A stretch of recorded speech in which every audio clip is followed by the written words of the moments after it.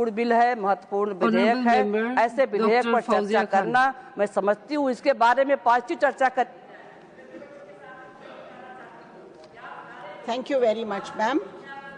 Ma'am, the Central Excise Amendment Bill 2025 revives excise duty on tobacco products after the GST compensation cess expires, undermining GST's foundational promise of one nation, one tax. This will leave manufacturers dealing with 2 tax audits, 2 valuations regimes, double the filings, and the risk of old excise disputes, ma'am. The bill and its explanation do not clarify how the dual systems will coordinate or share data, nor do they address the added compliance burden. Ma'am, Parliament must therefore demand a clear harmonization framework through unified audits, shared portals, or transitional rules before approving this shift.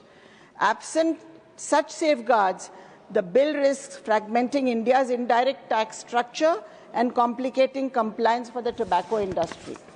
Ma'am, as far as safeguards are concerned, so many members have spoken about health risks.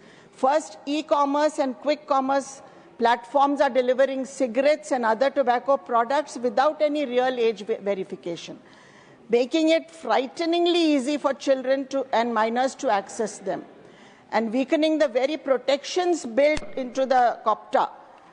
Second, the 100-yard prohibition meant to keep tobacco away from the school, hospitals, etc., is simply not being enforced, whether offline or online. Digital delivery allows these products to reach children without any of the safeguards that exist in the physical world, ma'am. I urge the government to state whether it has taken cognizance of these violations and what action, through notices, penalties, or prosecution, is being taken to ensure that online platforms do not become the easiest gateways for our children to obtain tobacco. Ma'am, health risks are many, and this has been noted also by the Supreme Court, who has called this a generational threat. It's a multi-dimensional public health emergency.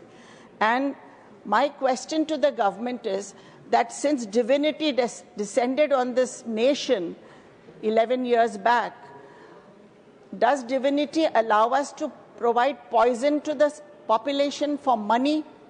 Are we not going to think about getting away with this? Ma'am, India spends far more on treating tobacco-related disease than it earns from taxing it. The economic cost of tobacco use stood at 1.77 lakh crores in 2017-18, while excise tax collections that year met barely 12% of this burden on our families and health systems. This is not just a fiscal mismatch. It reflects the human cost we can no longer afford to give, ma'am.